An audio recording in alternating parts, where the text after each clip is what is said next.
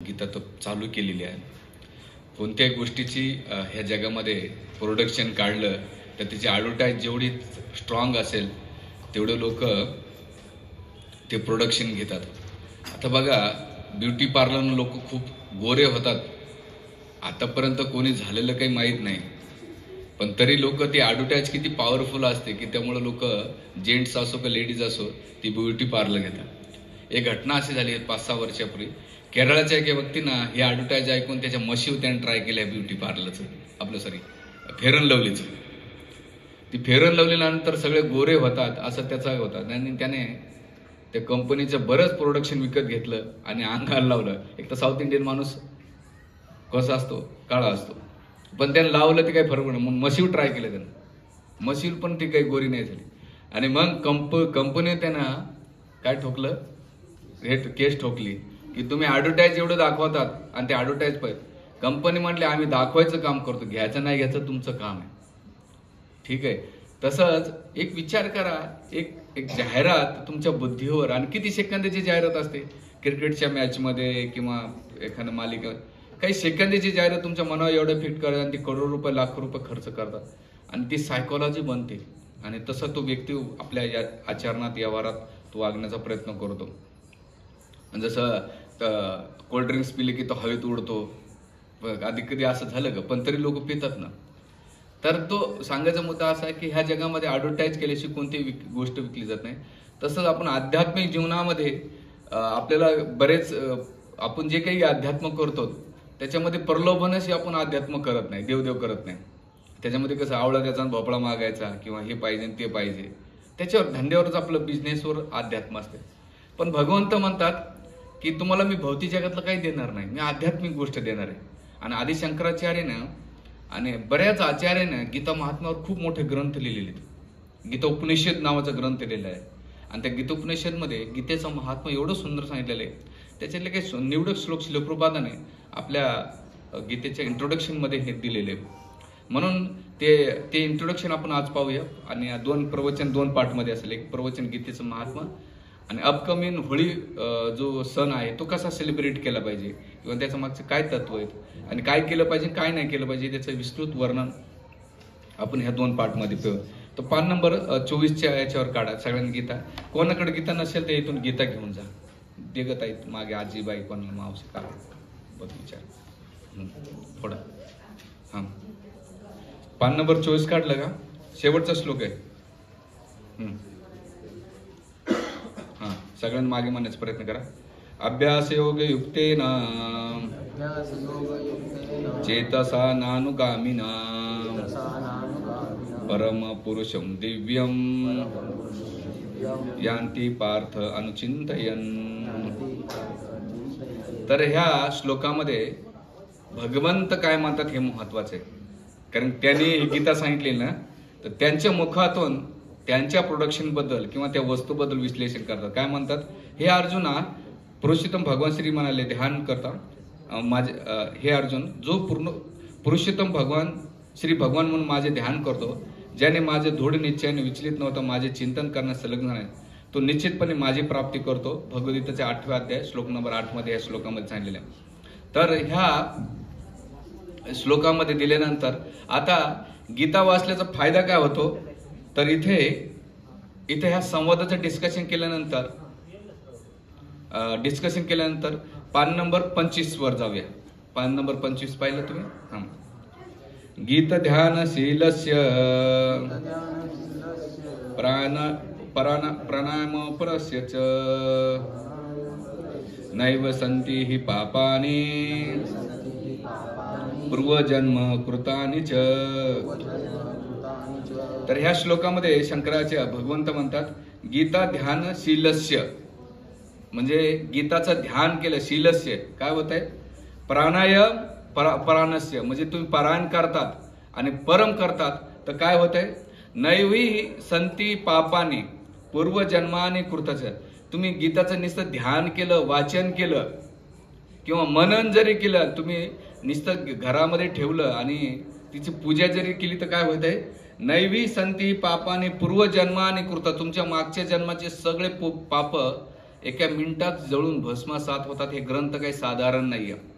नुसतं तुम्ही घरात जरी ठेवलं, तुकाराम महाराज म्हणतात ज्याच्या घरामध्ये गीता आणि भागवत नाही ते घर सामच्या भूमीप्रमाणे. हे संत तुकाराम महाराजचा अभंग आहे. मी ते कोट बी तुम्हाला करीन नंतर.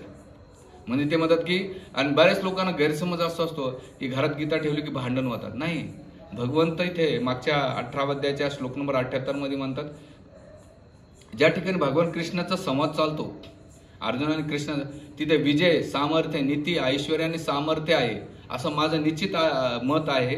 संजय धृतराष्ट्राला म्हणतो. म्हणजे तुम्हाला सगळे गोष्टी, मटेरियलिस्टिक गोष्टी पण भगवंत प्रदान करतात आणि मटेरियलिस्टिक गोष्टीपेक्षा तुमचं पाप जळून भस्मसात होते. पाप तर जळून भस्मसात आहे, पण याच्यापेक्षा बेटर उच्च लोकांची प्राप्ती होती.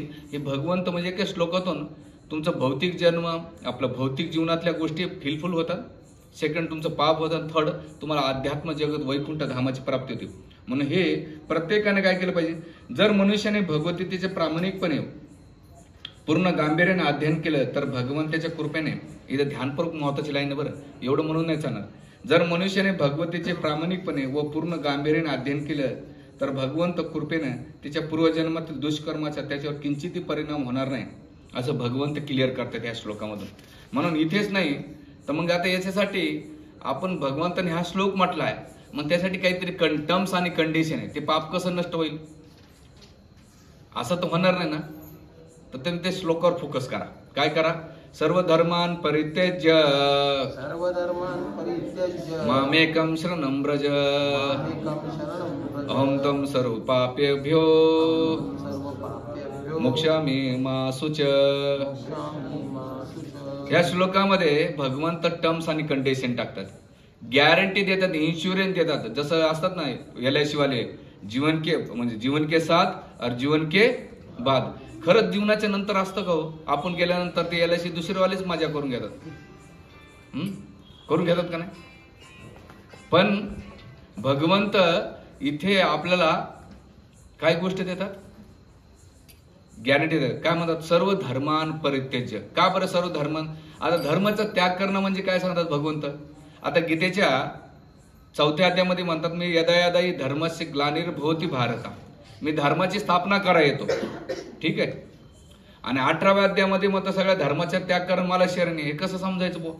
एक म्हणतात धर्माचा त्याग कर आणि एक ठिकाणी स्थापन करा येतात. याचा अर्थ असा आहे की जे पहिल्या अध्यायामध्ये 4थ्या अध्यायामध्ये सांगितलं भगवंत धर्म, त्याचा धर्माची स्थापना म्हणजे काय, जी मी दिलेले तत्व आहेत ना, जे माझ्या तत्वाला फॉलो करत नाही त्यांना फॉलो करण्यासाठी, ते तत्व स्टॅब्लिश करण्यासाठी मी येतो. जे माझ्यापासून विमुख झालेले आहेत त्यांच्याकडे माझ्याकडे मुख करावं म्हणून ते धर्म स्थापन करण्यासाठी मी जे तत्व दिले, जे प्रिन्सिपल दिले, जे सिद्धांत दिलेत, जे ज्ञान दिले ते प्रत्येकानं फॉलो करावं. जे माझ्यापासून विमुख झालेले त्यांनी मुख होऊन ते मला फॉलो करावं, त्या धर्माची स्थापना करण्यासाठी येतोय. आणि ह्या श्लोकामध्ये भगवंत काय म्हणतात की भौतिक जगामध्ये तुम्ही मटेरियलिस्टिक लेवलला धर्म स्थापन केले आहेत ना, मी स्त्री आहे, मी पुरुष आहे, मी कंपनीत बॉस आहे, मी या जातीचा आहे, मी या पंथाचा आहे, मी काळा आहे, गोरा आहे, ज्ञान आहे, अज्ञानी आहे, गरीब श्रीमंत, ह्या भौतिक जगाच्या उपलब्धी भगवंत म्हणता रे या बॉडीली ज्या चेतनेवर आहे ना ती सगळं तू पहिले सोड. जोपर्यंत शरीराच्या स्तरावरून तू बाहेरून येत नाही तोपर्यंत गीतेचा सिद्धांत तुम्हाला समजू शकत नाही. जसं गीतेचा सिद्धांत समजायचा असेल तर भगवंताने गीतेची जी मूलभूत पाया जो सांगितला गेला तो कशाच्या आधारावर सांगितलाय, मी शरीर नसून आत्मा आहे. जर गीता जर कोणाला समजली, ज्याने गीता वाचली, तर त्याला ह्या जगामधले कोणतेही प्रॉब्लेम फेस करायची गरज नाही. जसं एकदा गौतम बुद्ध रस्त्याने जात होते, मागे पण सांगितलं, जात असताना एक जण त्यांना खूप शिव्या देत होता. जात असताना एक व्यक्ती खूप इरिटेट झाला, म्हणलं अरे तुम्हाला एवढा शिव्या देतोय तो, तुम्ही अजिबात प्रतिसाद देत नाही, प्रतिक्रिया पण देत नाही. तर गौतम बुद्धाने उत्तर त्याचं खूप छान दिलं. ते म्हणतात तो शिव्या देतो पण मी घेत नाही, मी जेव्हा ती घेईल तेव्हा मी रिॲक्ट करेन. तसंच मी शरीर नाही आत्मा. का बरं तुम्ही आत्मा आहे? आता तुम्हाला मी प्रश्न विचारतो आत्म्याचा, की तुम्हाला विचारलं तुमचा हात कोणाचा आहे, कोणाचा आहे हात, कोणाचा आहे ग? तू इकडे ये, इथे उभा आहे. मी एक प्रश्न विचारेन, तू उत्तर द्यायचा हिच्याकडे. आणि हे मी प्रश्न विचारतो तुम्ही व्यक्तिगत ते काय करायचे, स्वतःला विचारायचं, हे हात कोणाचा आहे? माझा आहे. ठीक आहे. तुझे कान कोणाचे आहेत ग? डोकं कोणाचं आहे? शेट कोणाचं आहे? पाय कोणाचे आहेत? तू कोण? हा, बस टाळे वाजवायच्यासाठी एक बेसिक. तुम्ही म्हणतात माझा हात आहे, माझा पाय, माझं डोकं आहे, माझं डोळं आहे. मग मी कोण आहे? माझी आयडेंटिटी काय? जन्माच्या पहिले होतो कुठे आणि मृत्यूनंतर माझी आयडेंटिटी राहणार कुठं किंवा माझी ओळख काय राहणार आहे? म्हणून जर हे प्रिन्सिपल समजले आपल्याला गीतेमधले की मी शरीर नसून आत्मा आहे, मग आत्मा जर प्रिन्सिपल आलं ना, या जगातले 80% प्रॉब्लेम सॉल्व्ह होतात. मग तुमची कोणी शिव्या देऊ, कोणी तुमची निंदा करू, तुमच्याबद्दल कोणी काही म्हणू, तुम्ही त्याला म्हणतात मी आत्मा आहे ना. बऱ्याच वेळा मराठवाड्यामध्ये म्हणतात शिव्या दिल्याने अंगाला छिद्र पडतात का? पण आपण काय करतो, कोणी काही बसलं अंगावर ओढून घेतो, आ बैल मुझे मार. तर हे जर कळलं, गीतेचा पहिला प्रिन्सिपल आहे. हे जर तत्व कळालं तर बाकीचे तत्व अतिशय सोपे जातात. म्हणून भगवंताने दुसराच अध्याय, पहिला अर्जुन विषाद योग सांगितला, दुसऱ्या अध्यायामध्ये पहिला सांगितलंय की जोपर्यंत तुम्ही आत्म्याच्या स्तरावर येणार नाही तोपर्यंत पुढचं ज्ञान तुमच्या डोक्यात घुसणारच नाही. म्हणून भगवंत आपल्या 1000 पटीने आपला विचार करून ते दिलेले. म्हणून इथे जो मुद्दा दिलेला आहे, धर्म सर्व धर्मान प्रत्येचे, जे शरीर स्तरावरचे धर्म सोडून द्या की भेदभाव करता नाही. अहो भगवंताची प्रकृती भेदभाव नाही करत, आम्ही भेदभाव करणारे कोण आहे? तो सूर्य सगळ्यांना समान प्रकाश देतो, हवा सगळ्यांना समान देते, प्रकृतीचे पंचमहाभूत सगळ्यांना समान दृष्टिकोनातून देतो. मनुष्यच असा आहे हो, प्राण्यासारखा भेदभाव करत राहतो आणि त्या भेदभावाच्या कारणामुळे तो सगळ्यात दुःखी आणि विचलित अवस्थेत राहतो. सृष्टी सगळ्यांना समान देते. पाऊस पडताना हिमत नाही मी गरीबाला देतो, मी श्रीमंत देतो, मी ज्ञानी लोकांना देतो, अज्ञानी लोकांना देतो, नाही, तो सगळ्यांना समान देतो. मग तुम्ही पार्सलिटी करतात ना, जेव्हा पक्षपात करतात ना, तर पक्षपात हे करत नाही तुम्ही स्वतःची नाही का भेदभाव करतात. म्हणून आपल्याला हे समजणं महत्वाचं आहे की हे जे स्तर आहेत याच्या बाहेर आलं पाहिजे. आणि हे जर समजलं मग भगवंत म्हणतात माम एकम. आता तू सगळं धर्माचा त्याग कर. मग काय करायचं त्याग करू? तर माम एकम, मला शरण आहे. मला का बरं शरण यायचं? आता तुम्ही हा प्रश्न जर विचारला का बरं भगवंताला शरण जायचं, तर गीतेचा 5वा अध्याय श्लोक नंबर 29 काढा.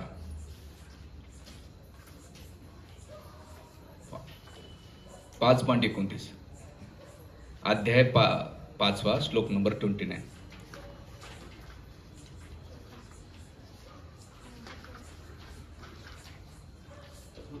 भोक्ताराम यज्ञ तपसा. पान नंबर सांगा प्रभूजी काय? 220 पान नंबर. भोक्ताराम यज्ञ तपसा सर्व लोक महेश्वरम श्रुतम सर्वभूतानां ज्ञात्ममां शांती मूर्छिती. भगवंत या श्लोकामध्ये शांतीचं सूत्र दिले. भगवंताला शांतीचं सूत्र पडतं ना, सुख शांती पाहिजे ना. बायकोचं नाव शांताबाई, नवऱ्याचं नाव शांताराम, मुलाचं नाव शंतनू. शांती बंगल्यामध्ये, शांतीनगरमध्ये, शांती कॉलनीमध्ये राहून शांती नाही भेटत हो. तर शांतीचं सूत्र भगवंत सांगतात 5.29 मध्ये. काय म्हणतात? भोक्ताराम यज्ञ तपासा. सगळ्यांचा भोक्ता मी आहे. भोक्ता म्हणजे काय? एन्जॉयर. भोक्ताराम यज्ञ तपासा. यज्ञ तपासा म्हणजे जे काही तुम्ही यज्ञ केले जातात, ज्या तपाशा करतात तुम्ही. आणि त्याच्यानंतर पुढची लाईन खूप महत्वाची आहे. सर्व लोक महेश्वरम. सर्व लोक म्हणजे काय? जे 33 करोड देवता आहेत ना, मी त्यांचा ईश्वर आहे. म्हणजे आतल वितल सुतल तलातल रसातल पातळ जन लोक महरलोक तपोलोक, हे 14 लोकांचा कोण आहे? मी ईश्वर आहे. आणि मग कोण काय? हे जर जाणलं, ज्ञात्मा माम शांती मूर्छित, हे जो कोणी जाणतो, सुरदम सर्वभूताना. दुसरी आयडेंटिटी काय देतात भगवंत माहिती आहे? इथं एक तर मी सगळ्यांचे ईश्वर आहे. बरं, ती ईश्वर तिथपर्यंत नाहीये, तर सुरदम सर्वभूताना, सगळ्याच्या हृदयामध्ये काय मी निवास करतो, ही दुसरी आयडेंटिटी सांगतात. आणि थर्ड आयडेंटिटी काय सांगतात भगवंत इथं? तिसरी आयडेंटिटी काय सांगतात? की ज्ञात्मा मला जो कोणी जाणतो तो शांती मूर्छिती. शांतीचं सूत्र प्रिन्सिपल फॉलो करतात इथं भगवंत आपल्याला सांगतात. म्हणून इथे भगवंताला सगळं सर्वस्व अर्पण करण्याचा उद्देश असा आहे की जर माझ्याकडे आला तर तुमचा पाप नष्ट होईल, तुम्हाला सुख शांती प्राप्त होईल. आणि दुसरं, मग अर्जुनाच्या मनात प्रश्न होता की भगवंता, मग आम्ही याच्या अर्थ सगळ्यांची पूजा करायचं सोडून द्यायचं का? आणि मग जर ते सोडलं तर मला पाप लागेल. मी घरामध्ये एवढे माझ्या मनोकाल्पनिक नाही का भरपूर काही कचरा डोक्यात भरून ठेवलेला आहे. मग त्यांची भीती वाटते. तर मग भगवंत काय म्हणतात, अहम तम सर्व पापी भो. काय अहम तम सर्व पापी भो, मी सगळं पाप करतो. काय मोक्षामी मा सुच, काळजी करू नको. भगवंत मा सुची सांगतं, म्हणजे इथे गॅरंटी देतात, काळजी करू नको, मी तुझ्या सगळ्या पापातून तुला मुक्तता करून टाकेल. भगवंत इथं आपल्याला एवढी गॅरंटी देतात. म्हणून 18वा अध्याय श्लोक नंबर 66 हा गीतेचा essence of Bhagavad Gita of essence, म्हणजे भगवद्गीतेचा सार ह्या श्लोकामध्ये दिलेले. म्हणून आपल्याला हे श्लोक, म्हणून भगवंत म्हणतात घाबरू नको, मी आहे तुझी गॅरंटी घ्यायला. मला सांगा कोण असा व्यक्ती आहे की तो आपली गॅरंटी घेतो या जगामध्ये. पण इथं भगवंत श्लोकाच्या माध्यमातून, आणि प्रभुपाद जेव्हा अमेरिकेत गेले, काही नव्हतं प्रभुपादाला, पण एवढे ते डेडिकेट होते भगवंताला. आज त्यांना नाही का काय झालं माहिती का, स्ट्रगल टू सक्सेस कडे गेले भगवंत आपलं प्रभुपाद.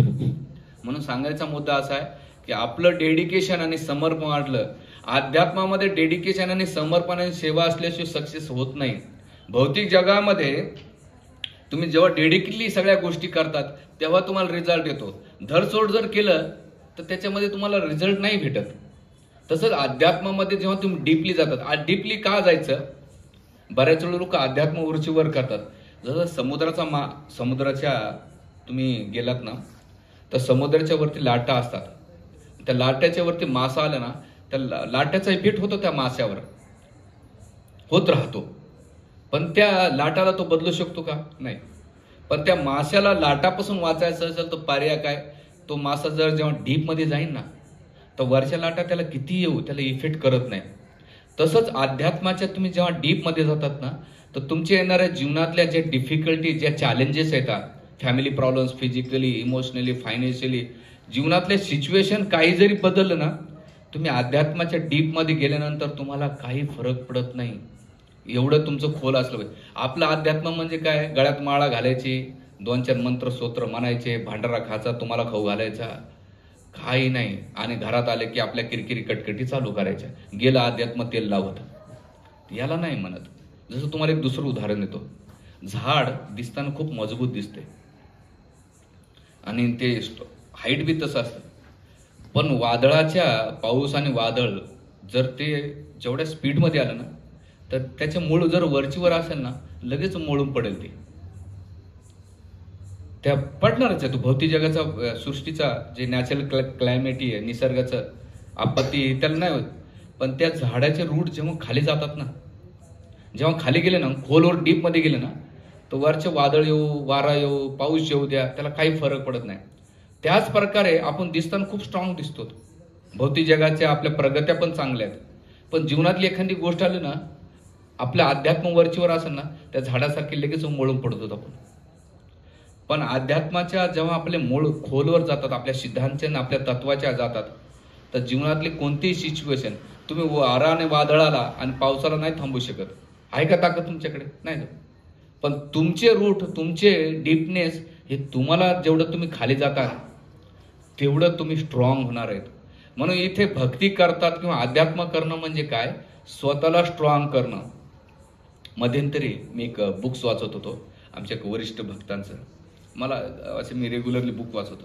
त्याच्यामध्ये मला एक सुंदर स्टोरी मला खूप आवडली. ती मला हार्ट टचिंग झाली. त्या स्टोरी अशी असते की जॉन आणि फिलिप्स हे त्याचे वडील असतात, जॉन हा त्यांचा मुलगा असतो. हा मुलगा बऱ्याच वर्षाने आपल्या वडिलांना भेटायला येतो आणि त्यांचं घर असतं ते जंगलामध्ये असतं.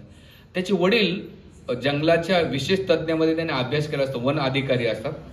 आणि गेल्यानंतर तो वडिलाकडून जिज्ञासा झालं की पापा तुम्ही एवढे वर्ष तुम्ही राहिलेले, तर मला थोडंसं तुमच्या नंतर मला याची नॉलेज पाहिजे, तुम्ही मला काहीतरी सांगा. वडील म्हणले चल फिरू. आणि मग वडील माहिती देता सगळीकडे फिरले. गेल्यानंतर एक स्पेसिफिक झाडाजवळ घेऊन गेले. त्या झाडाचं नाव ब्रौची म्हणून नावाचं एक झाड आहे. हे झाड हाईटला खूप मोठं असतं. बरं, जेवढं हाईटला असतंय तेवढं ते डीपमध्ये पण असतं. आणि डीपमध्ये असल्यानंतर ह्या झाडाचे रूट तेवढे डीप असतात, हाईटला तेवढं असतं. आणि दुसरा एक प्रिन्सिपल याच्यामध्ये की हे झाड एवढं चिकट असतंय, तोडाय गेलं तर तुटत नाही. आणि याचे एज ॲव्हरेज कमीत कमी 700 ते 800 वर्षाचं असतं. ध्यानात ठेवा, 700-800 वर्ष ते जगतं, त्याचे रूट डीपमध्ये असतात, हाईटमध्ये तेवढं, आणि झाड पण तेवढं चिकट असतं, ते तोडायला गेलं तर तुटत नाही.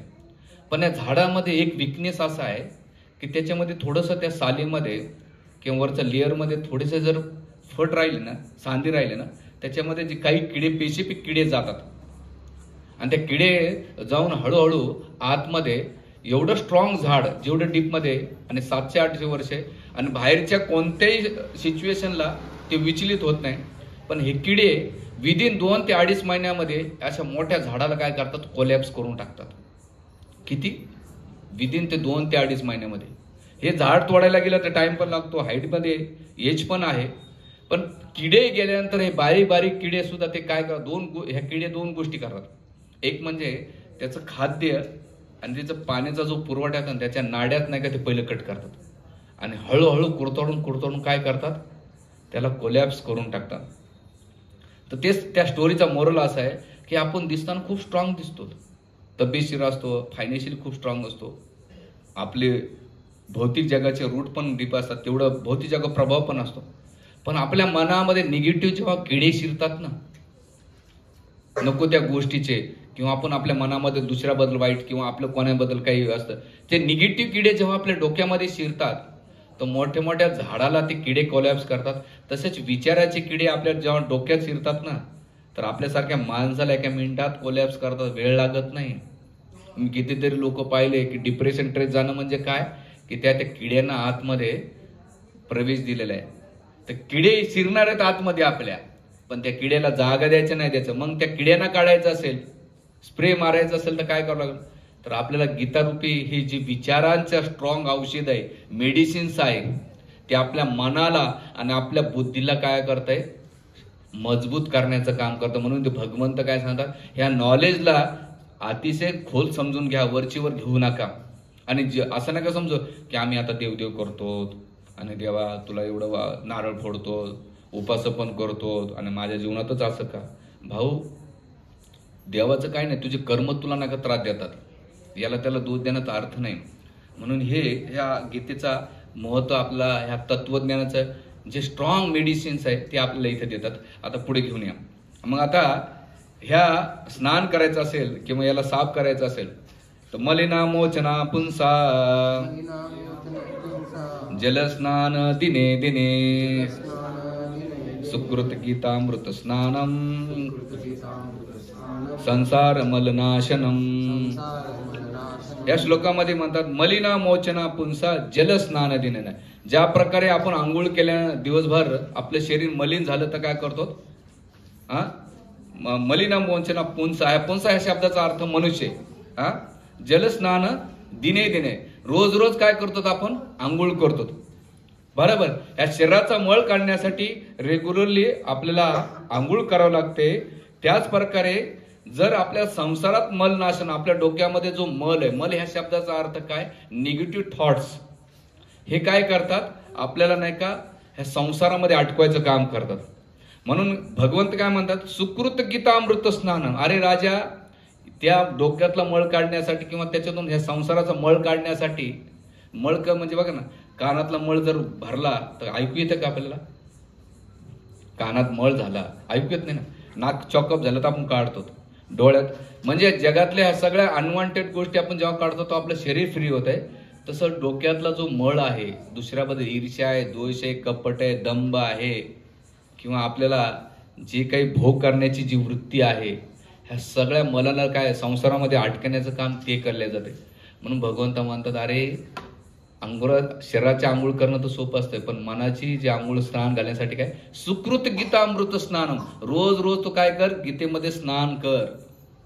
मग आता गीता वाचली पाहिजे. बुद्धिमान कोणाला म्हटलं जाते, इंटेलिजंट पर्सन कोण आहे, ते इंटेलिजंट पर्सनची व्याख्या दिलेली आहे एका शास्त्राचा कुठ श्लोक म्हटलं जाते महाभारतात. ते म्हणतात की इंटेलिजंट पर्सन कोण आहे,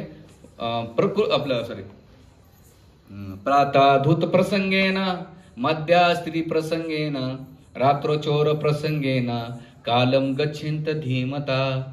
की बुद्धिमान व्यक्तीने काय केलं पाहिजे, प्रातःधूत प्रसंगेन, सकाळी उठल्याबरोबर जुगार खेळला पाहिजे.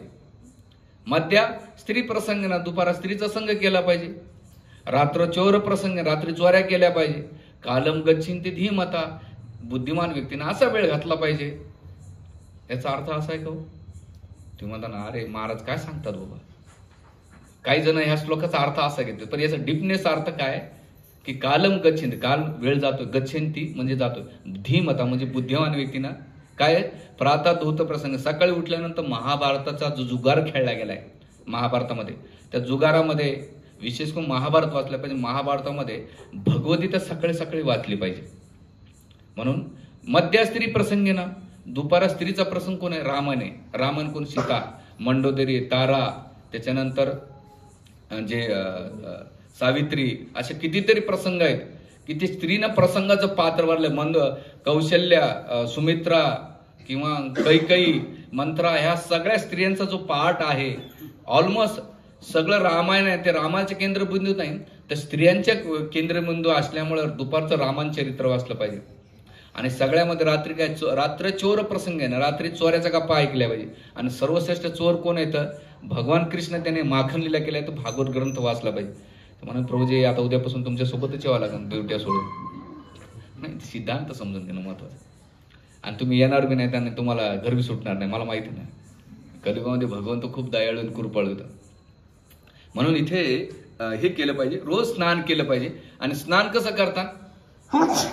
विचार करा, डॉक्टरनं तुम्हाला सांगितलं ना वेळ काढून मेडिसिन्स घ्या किंवा योग करा, प्राणायाम करा. आमचे प्रभू डॉक्टर प्रभू आलेले तर पेशंट ऑस्ट्रोपॅथी लीलावती भक्तिविनोद हॉस्पिटलला प्रभूजी होते, आज आपल्या सत्संगाला आलेले. तर डॉक्टरनं तुम्हाला सगळ्या गोष्टी सांगितल्या, तुम्ही ते बरोबर करा. पण त्याच प्रकारे तुम्ही रोज दर 10 मिनिटं 5 मिनिटं वेळ काढून जर गीता वाचायला सांगितली तर कोणी नाही करणार. शरीराची नीड आहे, इम्पॉर्टंट आहे, त्यासाठी तुम्ही इमर्जन्सी करतात. पण आत्म्याची बुद्धीची जी भूक आहे त्यासाठी कोणीच वेळ काढत नाही. बरं, मी असं म्हणत नाही की तुम्ही स्पेसिफिक वेळ काढा, पण तुमच्याकडे असं काय वेळ असतो ऑफिसमध्ये किंवा घरामध्ये, 10 मिनिटं काढा ना, 5 मिनिटं काढा, चला, आणि त्याच्यातून वाचा. आणि ते वाचल्यानंतर मेडिटेशन करा की याच्यातून मी लाईफ लेसन काय घेऊ शकेल किंवा मला काय इम्पॉर्टन्स होईल. पण माझ्या ज्या गोष्टीला, मी ज्या सिच्युएशनला, प्रॉब्लेमला फेस करतोय, तर त्यावेळेस मला किती. आणि माझा व्यक्तिगत अनुभव असा आहे की तुमच्या जीवनातली कोणतेही प्रॉब्लेम शेवते आणि तुम्ही गीता उघडा, रिअली सांगतो कितीतरी भक्तांचे अनुभव आहेत की त्यांना गीतेमधून त्यांना मदत झालेली आहे. म्हणून आपलं हे लाईफचं मॅन्युअल कार्ड आहे. बुक सोडून तुम्हाला इकडे तिकडे जाण्याची गरज नाही. युट्यूबवर सर्च केलं तर तुम्हाला ते भेटल हो. पण वैदिक ग्रंथ, जेव्हा तुम्ही ग्रंथाचा अभ्यास करता, त्यांना स्पर्श करता, त्यांचं दर्शन घेतात, तर नुसतं हे होतं. म्हणून ह्या शास्त्राला असं कपड्यामध्ये गुंडाळून ठेवण्यासारखं ग्रंथ नाही आहे. त्याला अभ्यास करणं खूप महत्वाचं आहे. मी गेल्या 16-17 वर्षापासून ग्रंथ वाचतो, पण वाचल्यानंतर एकच जाणवते, अरे मी अजून हे वाचलंच नाही. रिपिटेशन, जसं तुम्ही मंथन करतात, टाकामध्ये विर्जन केल्यानंतर काय करतात, रवी करून मंथन करतात ना, तर तुम्ही जेवढं जेवढं मंथन करता तेवढं तेवढं लोणं भेटतंय. तसंच या ग्रंथाचं तुम्ही कंटिन्यू वाचन केलं ना, तर तुम्हाला नवीन नवीन रत्न, नवीन नवीन नॉलेज, नवीन नवीन गोष्टी तुम्हाला शिकायला भेटतात. म्हणून ते आपण त्या सिरियसलीपणे त्या गोष्टी केल्या पाहिजे. म्हणून ह्या श्लोक वाचणं माझा. मग आता ठीक आहे बाबा, तर मग हे ग्रंथ आला कुठून? तर नेक्स्ट श्लोक मध्ये घ्या. गीता सुगीता व कर्तव्य किम अन्य शास्त्र विस्तरे यम स्वयं पद्मनाभस्य मुख पद्मने श्रुतम. तर गीता सुगीता कर्तव्य किम शास्त्र विस्तरे. अरे एवढे ग्रंथ वाचायची गरजच नाही तुम्हाला. किती ग्रंथ आहेत माहिती तुम्हाला? 4 वेद, 18 पुराण, 108 उपनिषद, त्यांचे पाठ, एवढं ग्रंथ वाचायला आहे कोणाला वेळ? आपण ग्रंथ बी आजकाल महाराज लोकांना बी शॉर्टकट ग्रंथ करावं लागतात. एवढे ग्रंथ पाहून लोकांचं असं हृदय दडपून जाते. ते पेपर वाचते, पण म्हणून तर आजकाल ते फिरतं पारायण चालू झालेली, चक्री पारायण म्हणतात, कोणाला वेळ नाही. आणि चक्री पारायणामध्ये पण असे शॉर्टकट मारू राहिलेत लोक, सगळीकडे शॉर्टकट. अरे भगवंताकडे शॉर्टकट नाही चालय, या जगामध्ये शॉर्टकट चालतंय. ईश्वर, तुम्ही जगामध्ये शॉर्टकट मारता, पण भगवंताकडे शॉर्टकट मारा नाही. एक विचार, जिल्हा कलेक्टर किंवा एखादा IPS अधिकारी बनायचं असेल, रस्त्यावरले असं कोणाला धरून पकडतात हो, त्याला पहिले पिसावं लागतंय, बरोबर ना. जेव्हा तो चांगला पिसतो, चांगला अभ्यास करतो, तेव्हा त्या पदावर तो बसतो. तसंच भगवत धामात किंवा भगवत प्राप्तीसाठी खूप मोठी फिल्टर अशी नाही. हे बाहेर आहे. तुम्हाला असं वाटेल मी भगवे कपडे घातले, मिले नाकाच्या शेंड्यापासून तिलक लावला, दाढी ठेवली, शिका ठेवली, किंवा मिले तीर्थयात्रा केल्या, मिले दान धर्म केलं, हे त्याला पोषक असलेलं वातावरण आहे. जोपर्यंत भगवंताची प्रेम साध्य होत नाही, त्यांचे जे प्रेम वाढत नाही, तोपर्यंत भगवत प्राप्तीचा मार्ग कठीण आहे. करणाऱ्याला कठीण, न करणाऱ्याला कठीण आहे. करणाऱ्याला सोपं आहे. आपल्याला कॉम्प्लिकेट व्हायचं का सरळ व्हायचं हे आपल्याला डिसाईड करायचं. म्हणून आपल्याला हे शास्त्र काय, आणि मग भगवंत इथं म्हणतात की शास्त्र खूप आहे, पण त्यासाठी काय करा, अरे जास्त काय भगवंत आहे, स्वयं पद्मनाभस्य. मग पद्मनाभ म्हणजे काय, ह्या जगामध्ये लोक गाणे म्हणतात ना, दुःख गम भरे गाणे, किशोरदा असो, मोहम्मद रफी असो, कोणी असो, जुने गाणे, ते गम मध्ये एक तर स्त्री पुरुषाचं गुण गेलं. पण भगवंताने भगवद्गीता गायली, भगवत गीता, भगवत गीता. भगवंतानं असं गीत गायलं तो लोकांचा उद्धार झालाय, आणि तो गीत अजून आपल्याला समजलं नाही. 18 अध्याय 700 श्लोक भगवंत हे गीत गायलं. असं नाही ते अर्जुना सांगण्याच्या पहिले नोट्स आणि पॅड्स काढून आले, अर्जुना हा तू आता हे प्रश्न विचार बरं आणि मी टॅब मधून तुला सांगतो. भगवंत नॅचरली त्यांना ते जे होतं मुखातून गीत गायलं. आणि हे जेव्हा या गाण्यातले गीत ऐकून तर दोन गोष्टी होतात, एक तर डिप्रेशन ट्रेस मध्ये जाईन, नाहीतर आपल्याला दुसऱ्याबद्दल नाही का राग आणि दोष येईल. पण ह्या गीतेच्या ह्या जेव्हा कोणी गीत ऐकतं ना, तर त्याच्या मनातले सगळा कचरा निघून जातो, आणि सगळ्यात मध्ये जीवन जगण्याची कला आणि भगवंताच्या प्रती आकर्षण वाढतं. म्हणून आपल्याला हे ज्ञान समजणं महत्वाचं आहे. आणि भगवंत मग आता यासाठी भगवंत मला ठीक आहे बाबा हे केलं, तर मग हे वाचून काय होणार, आमच्या जीवनात काय फायदा होणार का, आपण फायदा तोटा बघतोच ना. मग भगवंत म्हणतात भारत अमृत सर्वस्व विष्णू वक्र दिन निसृतम गीता गंगो उदक पीतम पुनर्जन्म न विद्यते. शंकराचार्य म्हणतात हे भारत अमृत सर्वस्व. अरे अर्जुना, हे सगळं अमृत सर्वस्वात्मा. आणि कोणातून आलंय, विष्णू विक्र दिन श्रुत. अरे भगवंताच्या मुखातून कंटिन्यू आयले गेलेले. गीताचा आणि गंगेचा फरक काय माहिती का, इथे एक आचार्याने प्रश्न विचारला. काय प्रश्न विचारला, गंगा श्रेष्ठ का गीता श्रेष्ठ?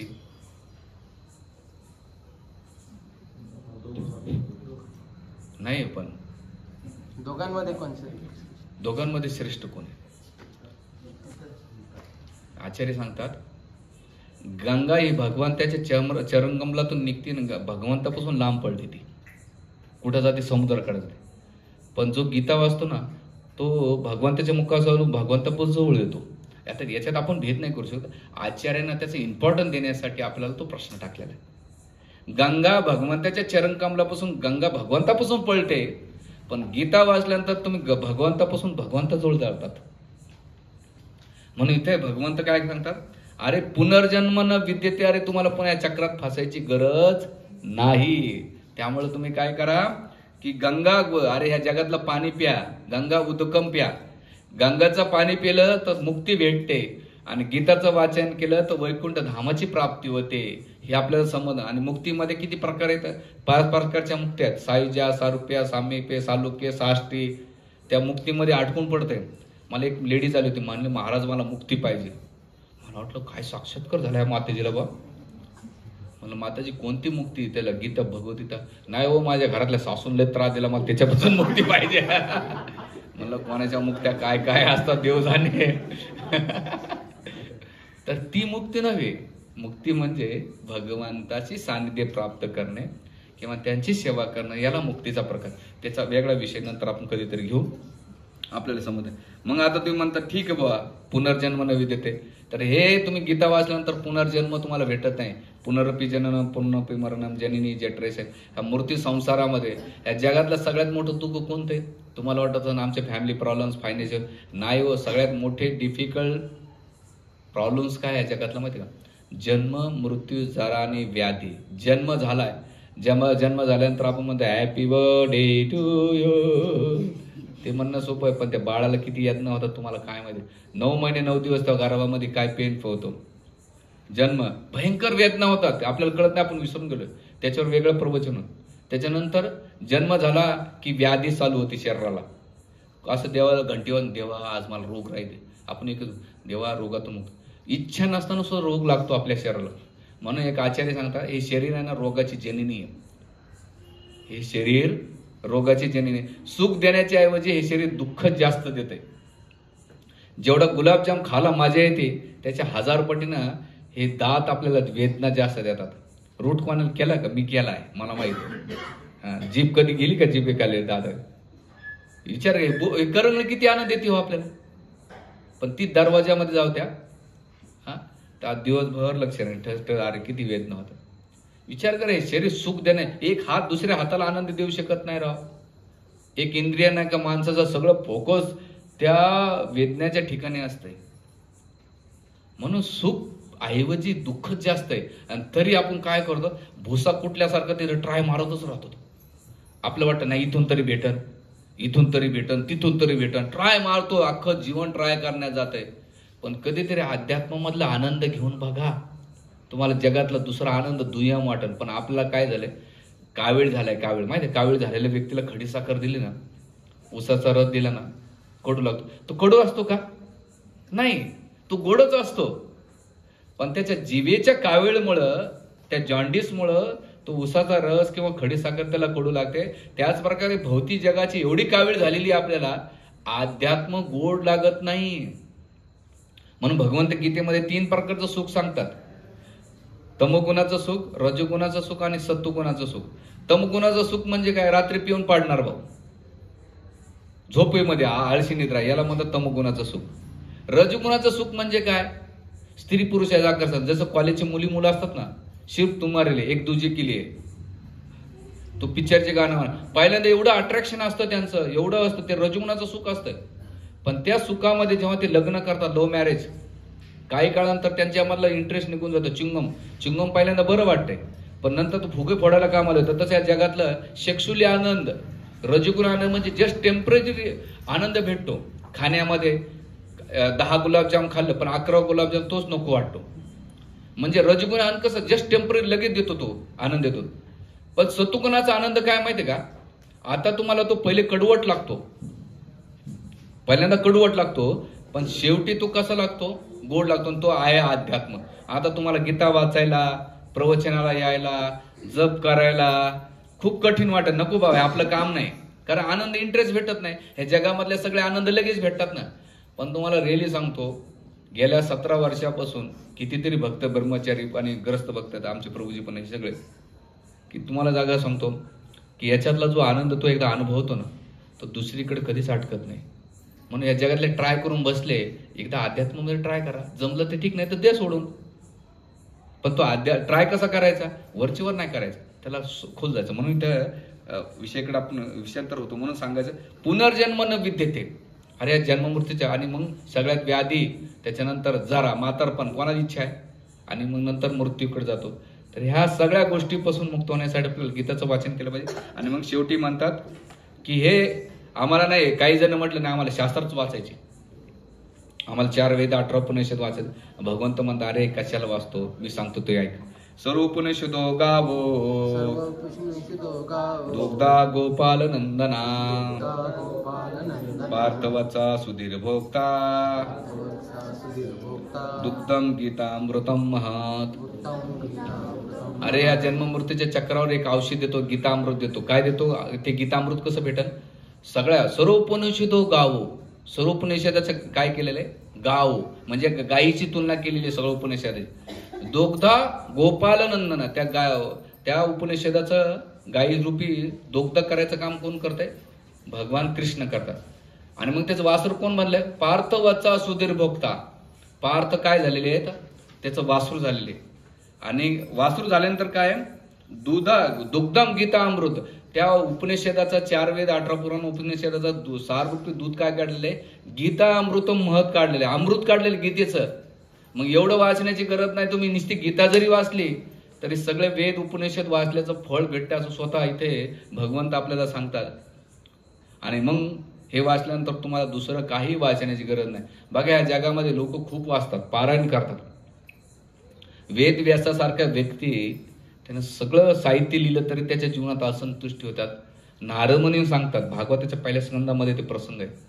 ते म्हणतात, अरे तू कर्मकांडाचं सगळं लिहिलंय, जोपर्यंत भगवंताचं नाम रूप गुण लीला जोपर्यंत त्याचं श्रवण कीर्तन करत नाही, त्याच्याबद्दल लिहित नाही, तोपर्यंत तुझ्या जीवनात संतुष्टी समाधान नाही भेटत. मी कितीतरी लोक खूप पारायण करणारे पाहिले, पण त्याच्या जीवनामध्ये सुख समाधान शांती नाही. नुसते पारायणकारक बरोबर पानं फाटत चाललेले आहेत.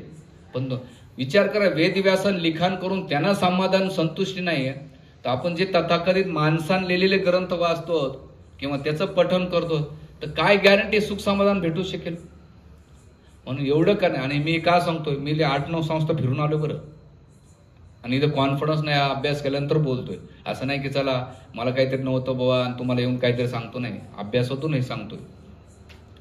म्हणून त्यासाठी आपण ह्या ग्रंथाचा, हे गीता महात्मा किंवा ह्या शास्त्राचा आपण सहज डीपली समजून घेणं महत्वाचं आहे. मग आता तुम्ही म्हणता, नाही नाही आम्हाला नाही का बाकीच्या धर्मामध्ये एकच देव आहे, एकच ग्रंथ आहे, एकच मंत्र आहे, आमच्याकडे तर लय एवढे दिले, तर आम्हाला याचं करायचं त्याचं करायचं. तर शंकराचार्य म्हणतात आणि भगवंत ह्या श्लोकामध्ये म्हणतात, मागे म्हणा, एक शास्त्र देवकी पुत्र गीतम, एको देव देवकी पुत्र एवं, एक मंत्र तस्य नामानि यानि, कर्मानेक तस्य देवस्य सेवा. ते म्हणतात एकम शास्त्र देवकी पुत्र गीतम. अरे एकच शास्त्र आहे, कोणतं? देवकीचा पुत्र कोण आहे? भगवान कृष्ण, त्यांच्या मुखातून गेलेले. तर ते एकमेव शास्त्र वाचायचं. ते म्हणतात नाही आम्हाला एकच देव पाहिजे, बाकीच्या धर्मामध्ये एक देव ना. तर भगवंत इथं म्हणतात एक देव देवकी पुत्र. एक देव कोण आहे? देवकीचा पुत्र कोण आहे? भगवान कृष्ण आहे. ते म्हणतात नाही आम्हाला मंत्र पाहिजे एकच. मग एकच मंत्र कलियुगामध्ये, हरे कृष्णा कृष्णा कृष्णा हरे हरे, हरे राम राम राम हरे.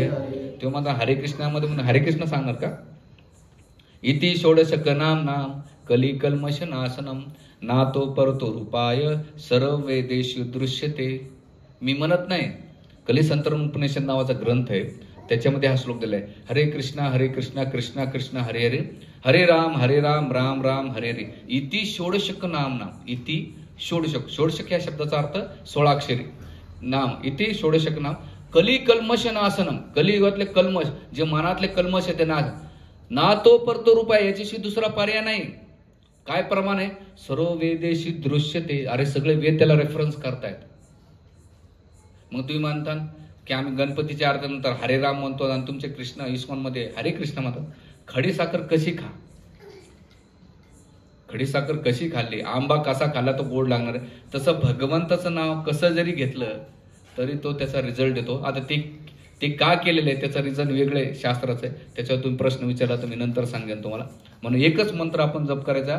त्याच्यात जपा करण्याचे 2 फायदे होतात. एक, मनातले जे कल्मश आहे निगेटिव्ह ती निघून जाते, आणि सेकंड, डिसिजन मेकिंग पॉवर येते, आणि तिसरं, आपल्या बाजूला जे सराउंडिंगचं आपण ज्या गोष्टीला फेस करतो, वाईट गोष्टीला, त्या प्रवृत्तीपासून रक्षण होण्यासाठी आपण काय केलं पाहिजे? मंत्र जप केला. आणि शेवटी ते म्हणतात कर्माने तस्य देवस्य. एकच कर्म करा.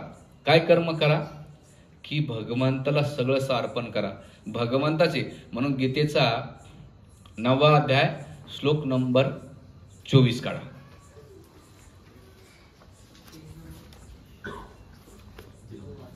349 349 349 नाही, श्लोक नंबर 27 काढा. ते कसं भगवंताला केलं पाहिजे, कर्म कसे असले पाहिजे. कर्मयोग म्हणतात ना, कर्मयोग पूजा. यत् करोषि यत् नासी यद् होषि ददासि यत् तपसित कौन्तेय तत्कुरुष्य मदार्पणम. भगवंत म्हणतात माझ्यासाठी काय कर्म कर. ते म्हणतात जे जे कर्म करतोय, जे जे खातोय, जे जे हवन करतोय, जे जे दान देतोय, जे तप करतोय, तू सर्व मला काय कर? अर्पण कर. इथे भगवंत. म्हणून मी तुम्हाला प्रमाण का देतोय? मी हवेत गोळ्या मारत नाही. शास्त्रामध्ये कुठे काय दिलेलं आहे, कोणत्या श्लोकामध्ये कुठं दिलेलं आहे, त्याचा रेफरन्स सहित तुम्हाला दिलेलं आहे. भगवंतात यत करोशी, यत असनाशी, असनाशी म्हणजे जे काय खातोस, यत होशी, यत होशी या शब्दाचा अर्थ तू जे काय अर्पण करतोयस, ददाशी दान करतोयस, हे तपस्या करायचं असेल आणि माझ्यासाठी तपस्या काय एकादशी व्रत धारण कर आणि तत्पुरुषी मध्ये सगळ्या गोष्टी मला अर्पण कर, याला कर्म म्हणतात. पान नंबर 352 352 ह्या श्लोकामध्ये हे दिलेले. म्हणून आपल्याला ह्या कर्म असे केले पाहिजे. असे कर्म जेव्हा आपण करतो तेव्हा भगवत प्राप्ती आपल्याला सहज सोपी होती. हे भगवंत दिलेले. याच्यावर अतिशय विस्तृतपणे आपल्याला चर्चा करतात. हरे कृष्ण